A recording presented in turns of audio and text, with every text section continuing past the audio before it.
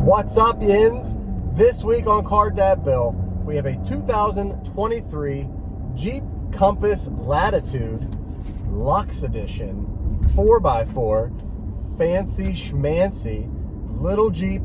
Come to expect that. Compasses are little Jeeps, but they still are Jeeps. And this one's really well done, especially on the inside. Let's go for a ride. All right, guys, so first impressions of the Compass Latitude. As soon as I got it, it's got this crazy bright blue paint job on it. It's got gray and black leather interior. It's got all this good stuff.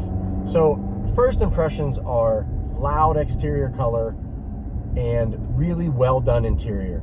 Very handsome, and I'll show you guys in a little bit. Well done, clean.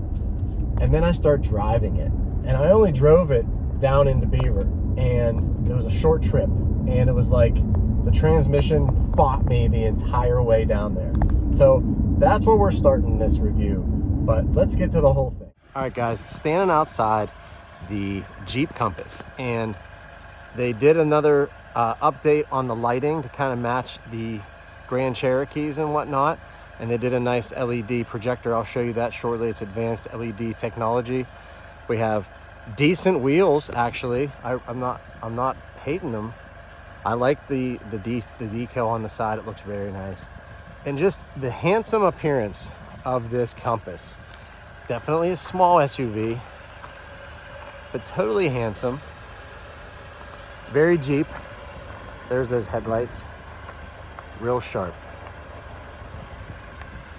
Fog lights as well, LED technology. Following the roofline back, I like the different trim. I like how it swoops into the back window. And I love the dual exhaust. Check that out. Dual exhaust tips on the Compass. Very flat back end. There's not a whole lot of stuff back there. There's no bumper, that's for sure. Nice tail lights. But yeah, not a terrible exterior. It's kind of what you assume it would be. Let's go inside and take a look. All right, guys, sitting inside the Compass. Super smooth interior. This is my favorite part of the Compass because it's just so well done. It's exactly what you would think. It's a Jeep Grand Cherokee Mini. And I love all the different finishes. And I love how those finishes all meet together. So first things first, steering wheel. Jeep always does a good job with their steering wheels. The only way I can explain it is that the center is farther in, and then these kind of fan outward towards you. And I just like that style and the way it feels, and the size is right.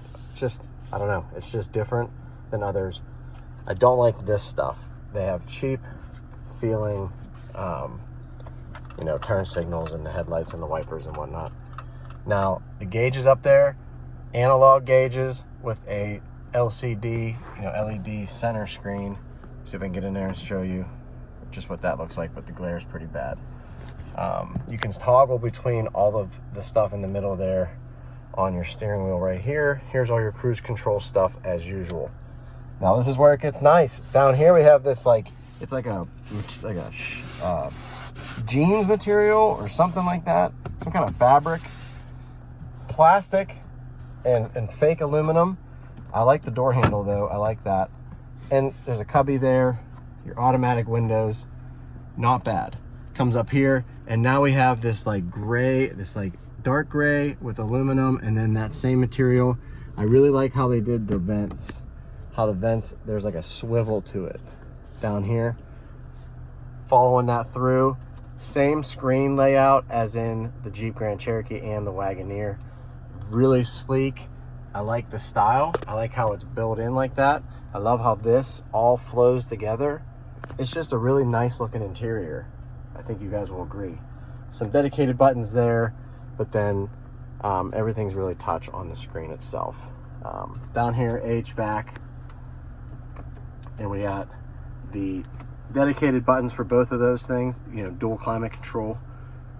Then you have your charging area down there and your wireless charging area down here. That's why that light's flashing, because I had stuff on it that wasn't a phone. And then over here, parking brake, your different driving modes, your four-wheel lock, glove or cup holder. Let's go in the back here in a second and take a look. Here's the home screen on the Compass, where you can see your radio station and if your phone's hooked up and all that stuff. That's all in there. And then you have your different selections underneath like that. Let's jump in the back. Hey Yins, please subscribe to the channel if you haven't already. I appreciate everyone watching. I love the audience. I love driving these cars. It's been a lot of fun. All right, Yins, back seat. Same awesome design on the door. Speakers. By the way, it's an Alpine sound system, and I'll go over that shortly. Back seat is very small. That seat is pushed up very far. This is my normal, well, it's actually a little bit farther back than my normal driving position. Small back seat, which is okay. It's a Compass. We know that. Opening up the back, it's power, and everyone has their power button up here, except for Jeep and Chrysler. They put it down here. And I noticed something when I was driving the other day. There's a serpent in the back window. Check that out. Not terrible. It's actually got decent space. It's deep. There's your subwoofer. Awesome. Waterproof. Then those fold down. I was able to get weed whacker and leaf blower and some other stuff in there. I was gonna put my mower in there, but I didn't push it. But yeah, it's not terrible. It's decent. Let's go.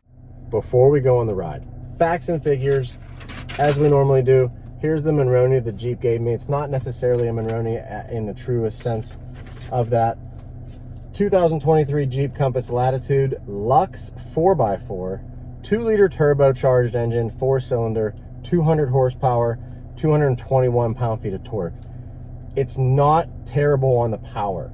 It's terrible on the 8-speed transmission that's on this. And we'll get to that.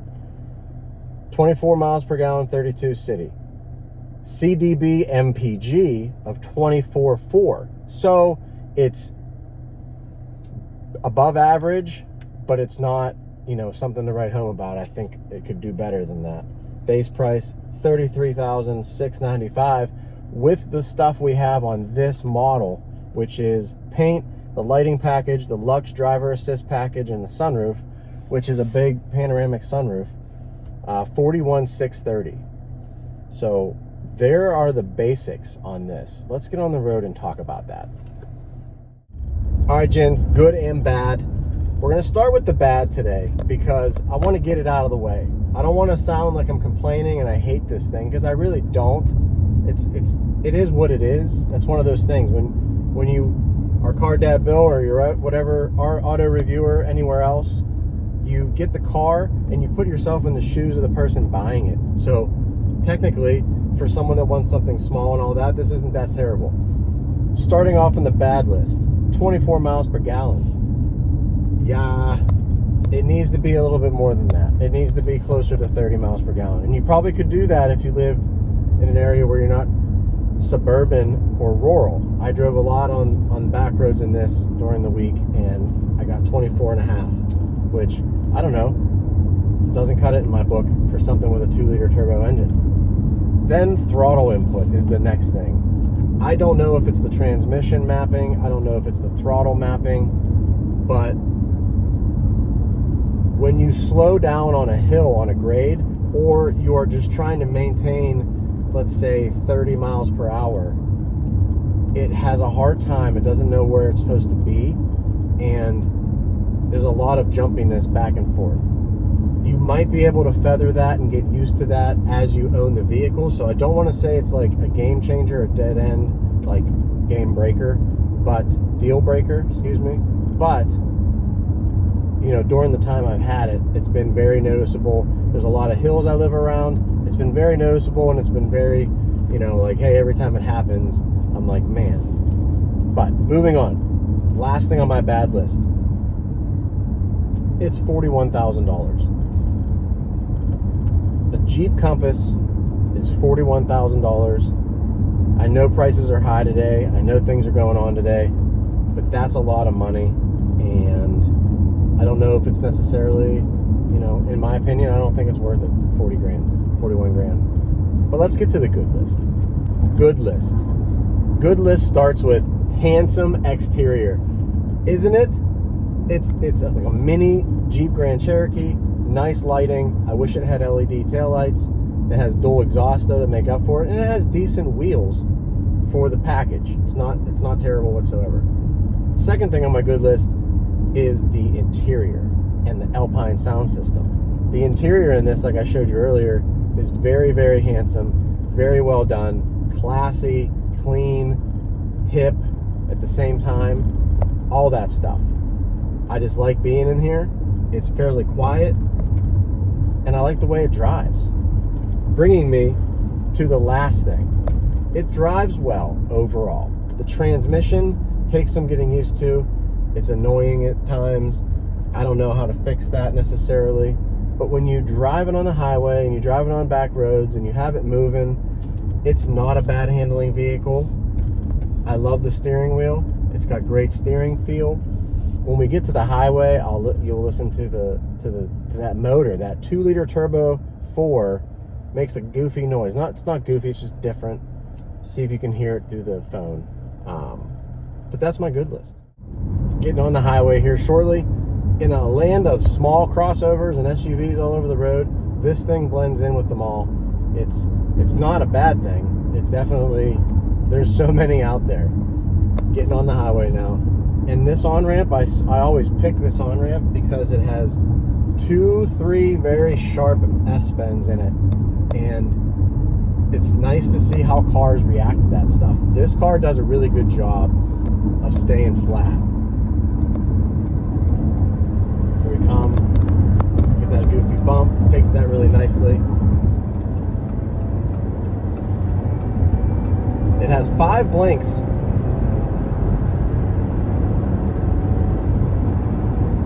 It's not bad. It's satisfying. There's no whistle or nothing. But the automatic turn signal, like when you tap the turn signal to lane change or whatever, usually it's 3. This one's 5. And just the way it is. Car Dad Bill this week. Real cars for real people for real life. Please subscribe to the channel. Thank you guys for watching. I will see you guys next time.